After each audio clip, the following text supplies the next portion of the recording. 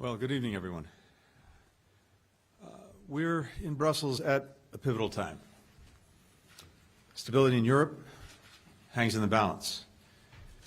And the international rules-based order that's critical to maintaining peace and security is being put to the test by Russia's unprovoked and unjustified invasion of Ukraine. The Kremlin's attacks are inflicting an ever-increasing toll on civilians there. Hundreds, if not thousands, of Ukrainians have been killed, many more wounded, as have citizens of other countries. More than 1 million refugees have fled Ukraine to neighboring countries. Millions of people across Ukraine are trapped in increasingly dire conditions as Russia destroys more critical infrastructure. For example, Mariupol's mayor says that most of the besieged city's residents are living without water, without electricity, without heat. Bridges to the city have been destroyed. Women, children, growing ranks of wounded civilians cannot get out. Food and medical supplies cannot get in. The mayor wrote today, and I quote, "We are simply being destroyed." The world has seen Russia use these grisly tactics before, in Syria, in Chechnya.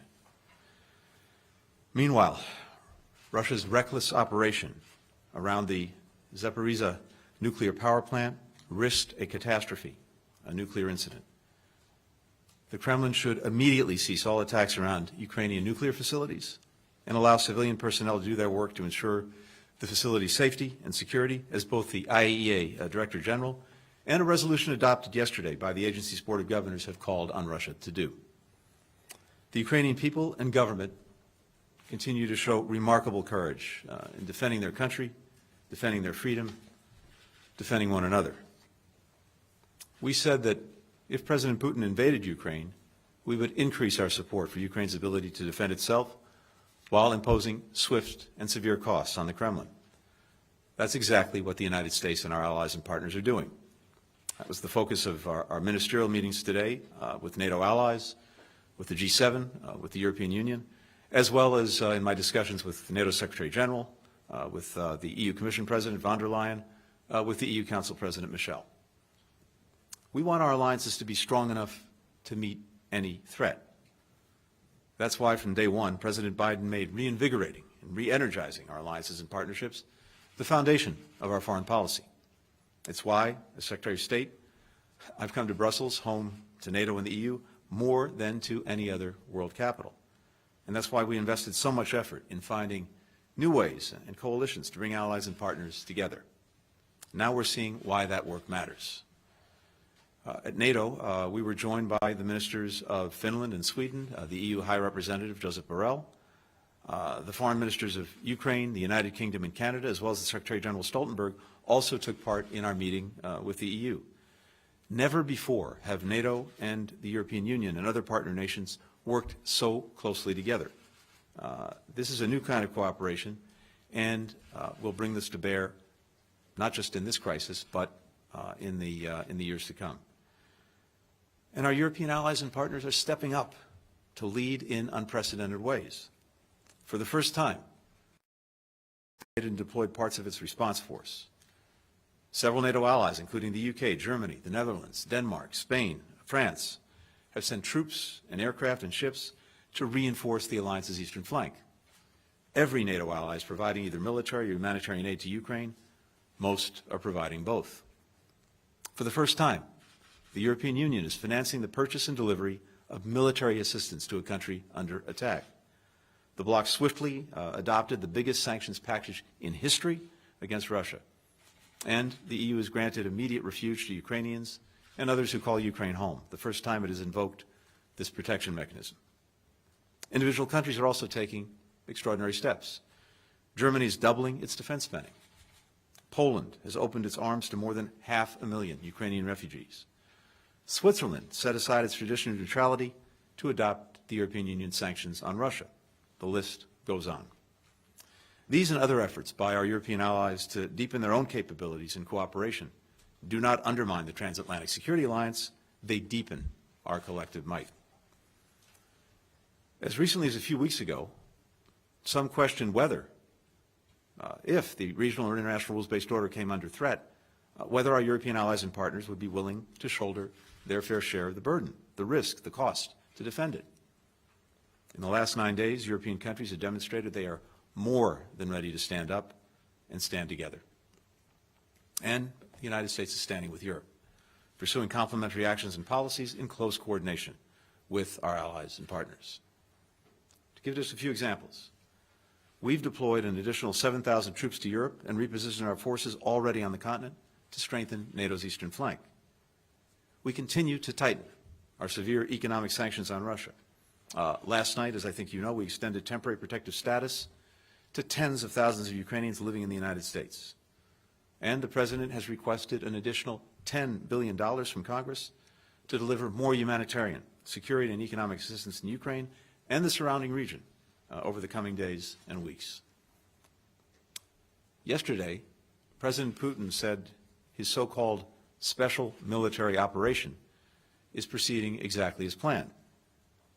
Well, it's hard to imagine that his plan included inspiring the Ukrainian people to defend their country with such tenacity, strengthening the resolve and solidarity of NATO and the EU, uniting the world in opposition to Moscow, including 141 countries at the United Nations, an unprecedented number of international businesses, associations, cultural institutions that have cut ties with Russia, causing the Russian economy to go into freefall, motivating tens of thousands of Russians to protest and countless more to leave the country, and increasingly turning Russia into a pariah state.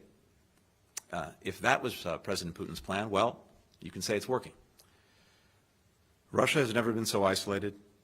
We have never been more united. But let me reiterate one thing, because it's very important. We take these actions not because we oppose the Russian people. We do not. We regret that tens of millions of Russians will suffer because of the dangerous decisions made by a tiny circle of corrupt leaders and their cronies who have consistently put their interests above those of the Russian people, who are doing everything they can to hide their war of choice from the Russian public. Today's discussion with NATO, the EU, the G7 affirmed that we're fully aligned on our goals and our determination to meet them. We'll deepen our support for Ukraine's brave defenders and for the Ukrainian civilians suffering as a result of the deepening humanitarian crisis. We'll continue to raise the cost for President Putin and all who carry out and enable his war of choice and the devastation that it's causing. We'll continue to strengthen our capacity to defend our collective security and deter further escalation by Russia, including by upholding our Article 5 commitment that an attack on one is an attack on all. NATO is a defensive alliance. We've never sought and will not seek conflict with Russia. But as President Biden has said, we will defend every inch of NATO territory. No one should doubt America's readiness or our resolve. At the same time, we'll keep open the door to dialogue and diplomacy, while making clear to the Kremlin that unless it changes course, it will continue down the road of increasing isolation and economic pain.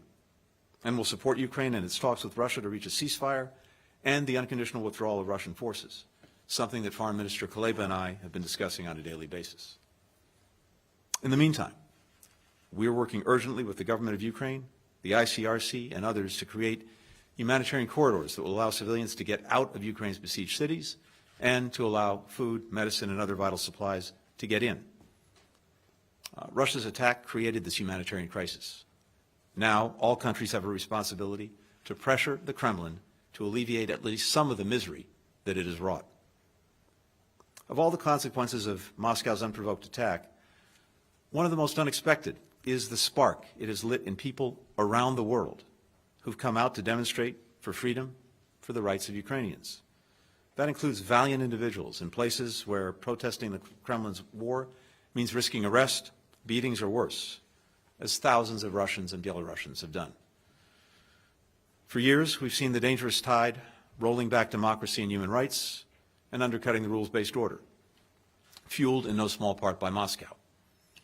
With this brutal invasion, we, our European allies and partners, and people everywhere are being reminded of just how much is at stake. Now, we see the tide of democracy rising to the moment. With that, I'm happy to take some questions. Paul Hanley, AFP.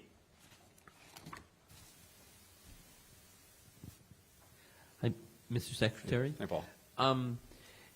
The West has put unprecedented sanctions on Russia, very punishing, yet it doesn't seem to have slowed the Russian military's advance on Ukraine.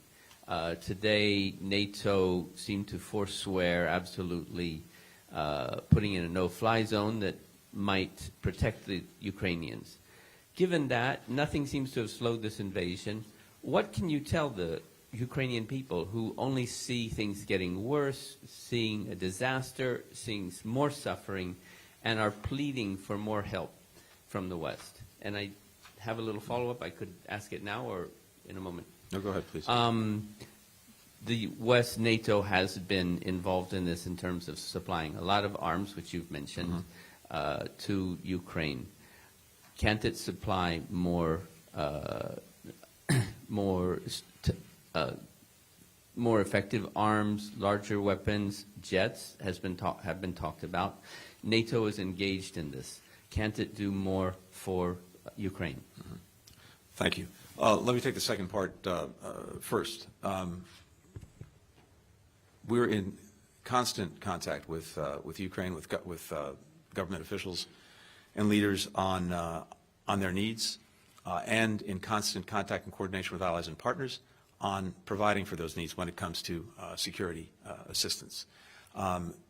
We've already been engaged in a remarkable effort, just speaking for the United States, with the various drawdowns that President Biden has done. We've provided over the past year and change more than $1 billion in security assistance to Ukraine. The most recent drawdown that was issued by the President of $350 million, we have already sent into Ukraine about $250 million worth of that drawdown. So this is happening every single day, and you're seeing the means that Ukraine needs to defend itself get into the hands of Ukrainians who are doing that. Having said that, one of the things that we talked about at length today in our various meetings at NATO and the EU was what more we can do and how to do it effectively. I would add that I think, as you know, Foreign Minister Kuleba actually came into our meetings by video. We heard from him directly some of the additional things that Ukraine is looking for. We're working on all of that every single day. We're also a week and change into this horrific war wrought by Russia.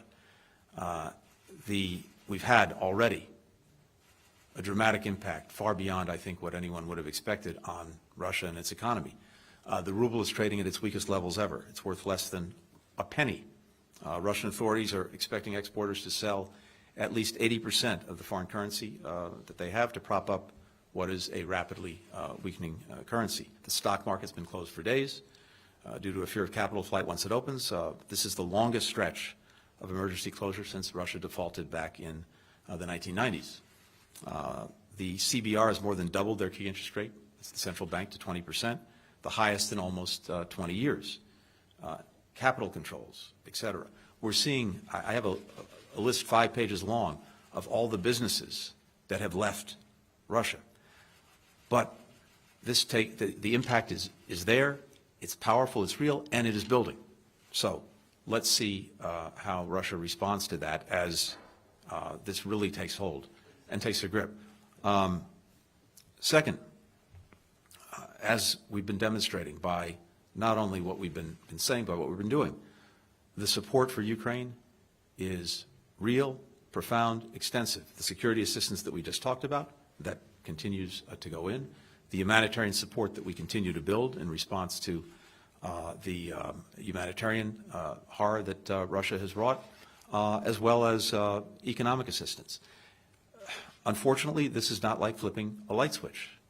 It takes time, and when you have, in the case of Russia and President Putin's Russia, a country that is prepared to go to excessive means to achieve its results, it is a real challenge. But not only are we at it every day, I think what the Ukrainian people can see is virtually the entire world united in support of them, in support of their cause of independence, territorial integrity, freedom, demonstrated by the meetings we had today, demonstrated by the 141 countries that came together at the United Nations to make that clear. So there is a huge tide of support for Ukraine. There is a huge weight bearing down on Russia. Let's see what the impact is. Maeve McMahon, Euronews. Hi there. Thank you so much for the floor. Maeve McMahon, Euronews. So we heard this morning at NATO that the situation will get worse before it gets better. So tell us, what do you know that we don't? And is the no to the no-fly zone set in stone completely, or would you consider it if this conflict does become a massacre? And just to follow up, was it naive of you and, of course, the Europeans to trust in Putin to opt for diplomacy? Thank you so much. When we say it is likely to get worse, it's unfortunately based on everything we know about President Putin's methods when it comes to seeking to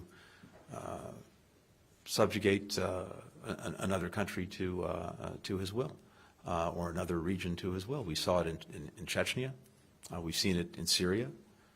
We saw it, of course, in 2014 in Ukraine. And what we're seeing on the battlefield is Russian forces seeking to encircle the major cities, including Kyiv, and we're seeing them use increasingly brutal methods, including going at civilians and civilian populations. So I think the terrible expectation is that the suffering we've already seen is likely to get worse before it gets better for as long as Russia pursues these methods. So that is unfortunately more likely than not, although we are doing everything we can to try to move us to a different track. With regard to the no-fly zone, I think you heard NATO Secretary General Stoltenberg speak to this earlier today. One of the responsibilities we have, even as we are doing everything we can to give the Ukrainian people the means to defend themselves effectively against Russia, we also have a responsibility, as the Secretary General said, to ensure that the war doesn't spill over even beyond Ukraine. And again, because I think he put it so well, as he noted, the only way to actually implement something like a no-fly zone is to send NATO planes into Ukrainian airspace and to shoot down Russian planes, and that could lead to a full-fledged war in Europe. President Biden has been clear that we are not going to get into a war with Russia, but we are going to tremendous lengths with allies and partners to provide Ukrainians with the means to effectively defend themselves. And of course, we're seeing every single day their extraordinary heroism, as well as very real results in what they're doing to achieve that. And I'm sorry, I missed the last part of your question. Just, do you feel like, because I remember we spoke together last spring when you were here in Brussels at the NATO headquarters, and I feel the question now is, do you feel that you were naive, or the Europeans were naive, to trust in Putin that he would come to the table and he would choose diplomacy over this invasion? Well, I'll only speak for the United States. I think we were the opposite of naive.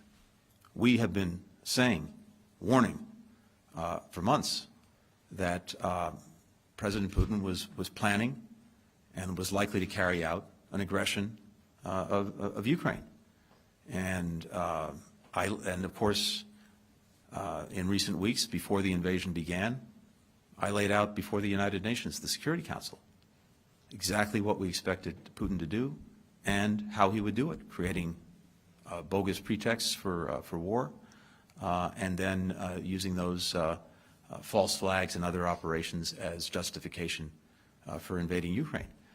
And for months we made clear that this is what we expected, but at the same time, it's our obligation, my obligation, the obligation of allies and partners, to pursue diplomacy if there is any opportunity to do so, because, as we said all along, it's far preferable than what we're seeing. And again, as we said all along, there are two paths that Russia can take. One is diplomacy and dialogue. The other is aggression against Ukraine. And we said we would be prepared either way, and we are. Nomi Iqbal, BBC.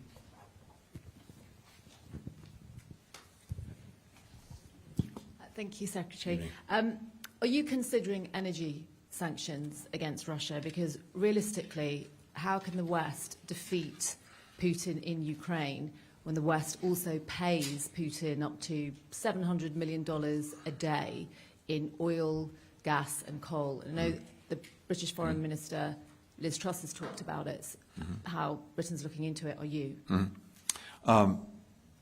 First, as a general proposition, nothing is off the table, and we are evaluating every single day the sanctions, their implementation, and additional measures.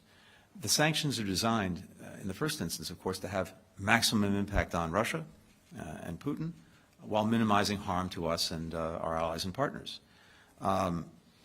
There's no strategic interest in reducing the global supply of energy.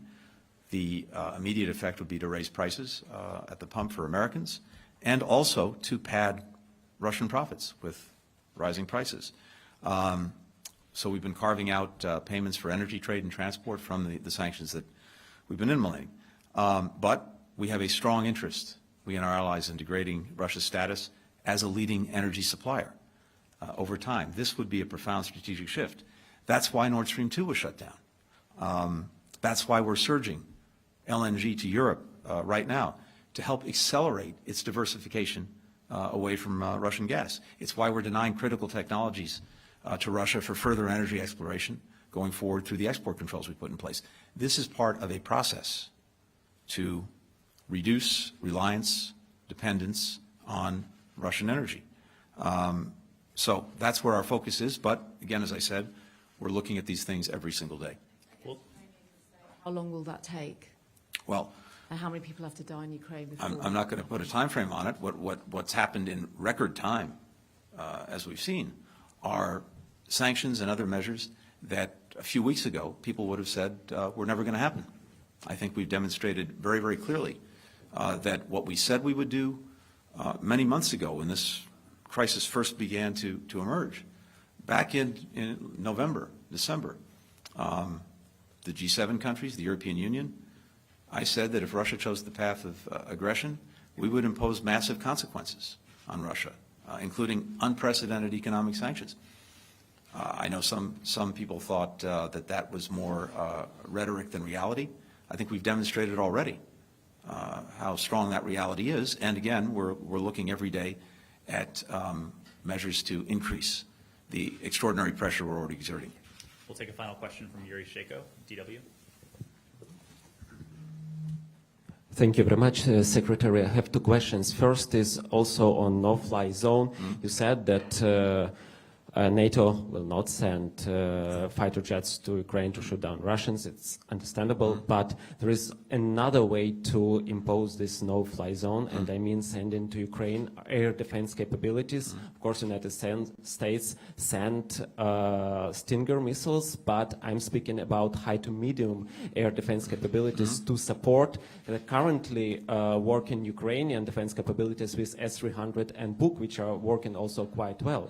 The second question is, we saw more than a week of fighting and how Russian forces weren't able to achieve most of its objectives. They were bogged down, they were stopped in many places. So how does this week of war change the US assessment of the might of Russian military that was considered to be quite high? But now, what is your assessment now? Thank you very much.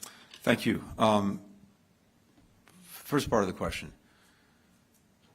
We are looking every day at what technologies, what capacities we can effectively deliver to Ukraine to defend itself. And that's an ongoing conversation, literally happening on a daily basis, both with Ukraine and government officials, as well as among allies and partners. And so the main focus is on making sure that anything we provide can be used effectively and in a timely way. So, but as I said, that's quite literally something we're looking at every day. So I don't want to draw any conclusions from the week of invasion in terms of what this tells us about Russia or its capabilities. I think we'll have time to fully assess that. What we do know, what it does tell us, is how extraordinary the Ukrainian people are, their will, their determination, their absolute commitment to defend their country, to defend their freedom, to defend their future. That's the story of the past week, and it's an incredibly powerful one. Thank you.